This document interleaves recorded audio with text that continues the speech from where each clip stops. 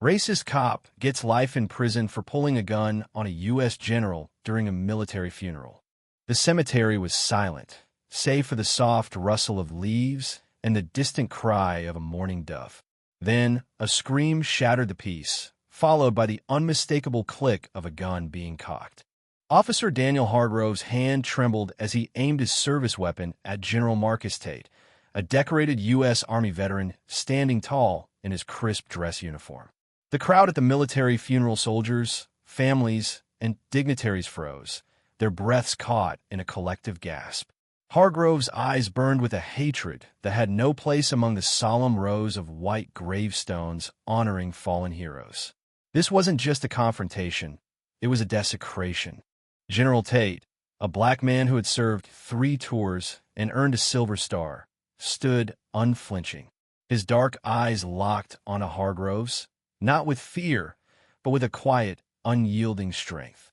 The funeral was for Colonel James Ellis, Tate's mentor, a man who had taught him that honor transcends color. Now, that honor was being spit on by a man in blue who saw only skin. It had started with a routine traffic stop earlier that morning. Hargrove, a 15-year veteran of the Riverton Police Department, had pulled over Tate's car as he headed to the cemetery. The stop was baseless. Tate's license plate was valid, his driving impeccable. But Hargrove's tone dripped with contempt. "You don't belong at a hero's funeral, boy," he'd sneered, his voice low but venomous. Tate, calm and composed, had shown his military ID, but Hargrove tossed it to the ground, calling it fake. The encounter ended with Tate driving away, but Hargrove's rage had only begun to simmer. Hours later, at the cemetery, Hargrove arrived uninvited, his patrol car screeching to a halt. He'd heard Tate would be giving the eulogy, and something in him snapped. As Tate spoke of Colonel Ellis's sacrifice, Hargrove stormed through the crowd, his face red, his voice bellowing slurs that cut through the reverent air like a blade. "You don't get to speak for him," he shouted, drawing his gun. The crowd recoiled, mothers shielding children, soldiers stepping forward instinctively.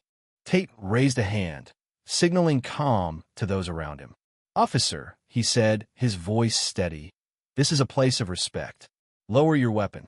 But Hargrove's finger twitched on the trigger, his hatred blinding him to the weight of his actions. He didn't see a general, a hero, a man. He saw only his own prejudice, a twisted lens that justified pointing a gun at an unarmed mourner during a sacred ceremony. The standoff lasted seconds, but felt like years. A young soldier, Private Elena Carter, broke the silence. "He's a general, you idiot," she cried, her voice cracking with fury. Her words snapped others into action. A retired colonel grabbed Hargrove's arm, forcing the gun down. 2 MPs tackled him to the ground, his weapon skidding across the grass.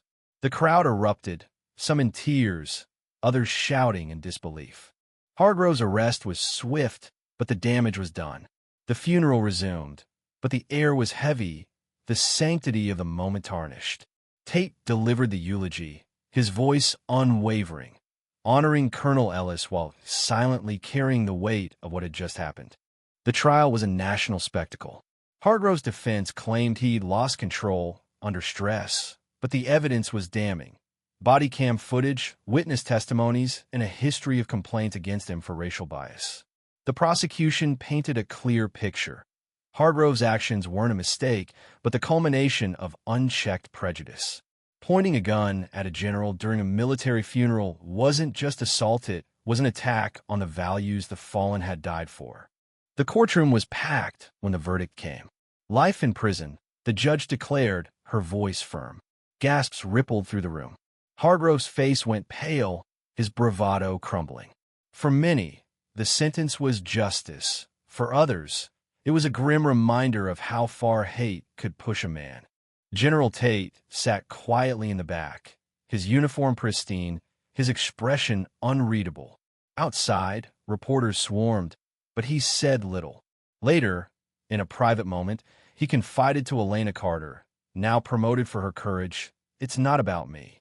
It's about what we stand for: honor, unity, sacrifice." The cemetery incident became a turning point.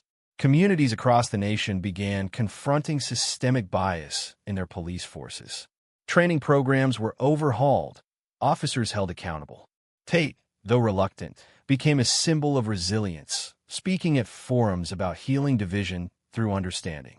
Years later, at another military funeral, a wooden sign stood near Colonel Ellis's grave, its handwritten words bold, "Cops hate shatters honor."